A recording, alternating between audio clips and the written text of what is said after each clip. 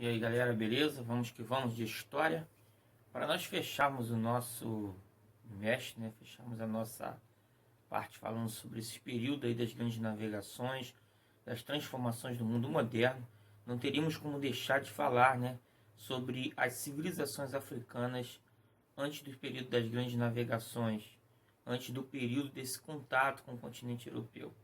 Bem, as civilizações africanas, primeiro entender por que a preocupação de estudarmos isso. Sabemos que hoje a população brasileira, mais de 50%, segundo o último IBGE, são declarados pardos ou negros, e boa parte desses pardos são a grande miscigenação entre os nossos ancestrais africanos e a pele dos europeus, né? E aí a gente vai compreender e entender um pouco a formação do nosso país, da nossa sociedade. Esses navios negreiros que vinham, atravessavam o Oceano Atlântico, eles não só traziam escravos, mas traziam línguas diferentes, culturas diferentes, traziam sociedades, né, etnias diferentes. Dentro do mesmo porão havia vários grupos linguísticos, grupos de culturas totalmente desconhecidos até para o outro. A gente não está falando de uma África que só havia um grupo, né? Não estamos falando de uma África que só havia uma cultura, mas uma diversidade tão grande como a diversidade quando nós vemos nas culturas europeias e as culturas ameríndias. Entendemos também que depois da Nigéria, o Brasil tem a maior população negra no mundo. Então, a importância de estudarmos a história da África tem muito a ver com as nossas origens, né? Se a origem do homem como todo, surge segundo os paleontólogos, segundo os especialistas na África, a sociedade, a civilização, né, a cultura brasileira tem tantas raízes também neste continente.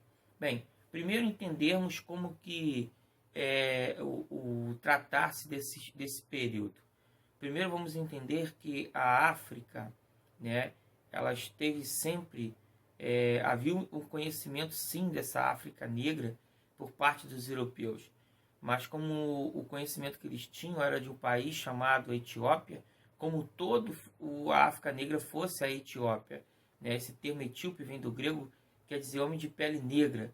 Então você vai ver esse termo até na própria Bíblia, né? E aí a gente vai entender também, por exemplo, que já havia reinos negros como os núbios, conhecidos também como o reino de Cush, que ficava abaixo do Egito, né? Mas a civilização que tinha contato constante com os europeus nesse período é a civilização do Egito, a civilização berbere, de regiões tomadas pelo islamismo, né? Onde hoje seria Marrocos, Líbia, Argélia, esses países mais ao norte da África, acima do deserto do Saara.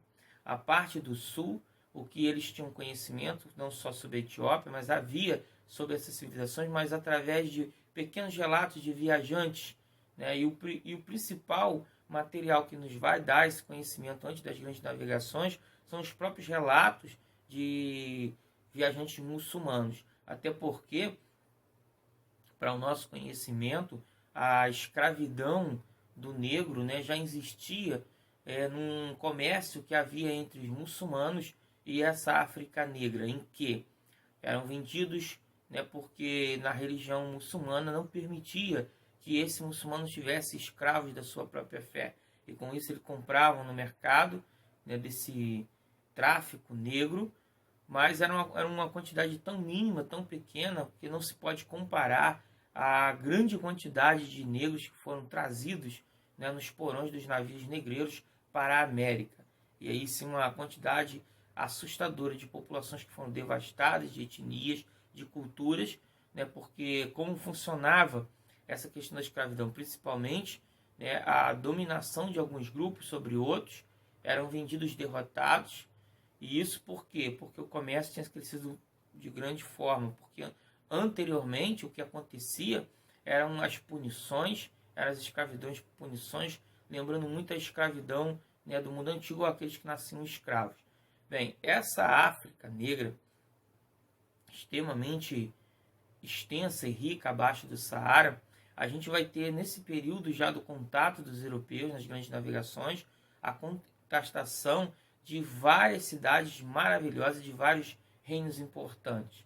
Primeiro a gente vai falar de dois grupos importantes para o Brasil, são os sudaneses, né, e os bantus.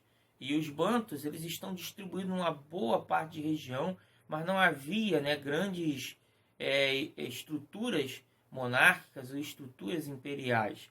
Haviam vários grupos e por isso a gente vai até entender como que foi fácil o acesso de dominação desses grupos pelos próprios grupos africanos e a venda deles, né, para os europeus trazerem para a América. Essa região que a gente está falando dos bantus, né, e dos povos sudanês, esses vários grupos estão muito próximos ao litoral, próximo ao Oceano Atlântico.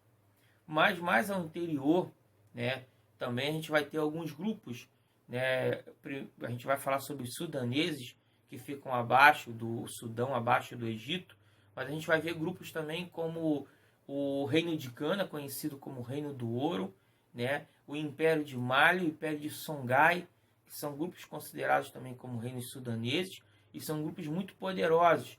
O Reino de Gana, então, fica muito na cabeça do povo islâmico, porque um dos reis de Gana se converte ao islamismo e ele vai fazer uma viagem que vai ser demonstrado toda a riqueza aonde ele passa do ouro que pertencia ao seu povo na ida dele para a Meca, como todo muçulmano que teria que ir para a Meca pelo menos uma vez na vida. Então a gente vai entender e conhecer essas estruturas. Outra coisa que a gente tem que entender é que durante muito tempo havia todo um olhar preconceituoso contra a África, com um pensamento por causa que é como se a África não tivesse história antes do contato com os europeus. O que havia na África, na verdade, uma forma de história diferente, né? A história oral, tanto trazida por um grupo que até hoje culturalmente existe, que são os griotes, que são contadores de história, que usam muitas vezes até a música, né? Instrumentos musicais, e contam as histórias dessas ancestralidades. Agora, havia vários, sim, grupos importantíssimos. Outra característica importante desses reinos africanos é a metalurgia, né? A gente vê a questão do ouro, por exemplo, metal precioso, como também a questão do comércio, em que eles já haviam constante comércio com os muçulmanos, com os berberes e com os árabes, mais ao norte da África. É importante lembrar, né, também que fora esses reinos de Gana, né, a gente vai ter grandes estruturas, né, como os povos mais ao sul, que são, por exemplo, outro povo importantíssimo para a nossa história, que é os reinos iorubás, que eram vários reinos, né, vários reinos, pequenos reinos, mas de uma cultura muito intensa e muito forte, que vai ser, por exemplo, trazida a mitologia dos orixás para o Brasil, a religião, por exemplo, como o candomblé. Você vai ter também alguns reinos importantes, como o reino de Benin e o reino do Congo, né? Os vários reis, tanto que se fala muito aqui no Brasil até hoje da Congada, né? Se fala sempre dos reis dos Congos, porque virá grupos também de congoleses, né? Vários grupos dessas regiões. Então havia vários reinos importantes na África. E que tanto que é que nesse primeiro contato com os europeus eles vão se sustentar através de acordos e alianças, né, e através do próprio mercado do tráfico negreiro. Vai haver também reis que vão se converter ao cristianismo, né, e depois sim que você vai começar lentamente ter uma dominação do europeu sobre essas regiões, né, que vai se terminar, começa aí no século XVI, né, no século XV para o XVI, e você vai terminar lá no século XIX com a partilha, né, de toda a África na mão desses grupos europeus. É só a gente conhecer e entender, né?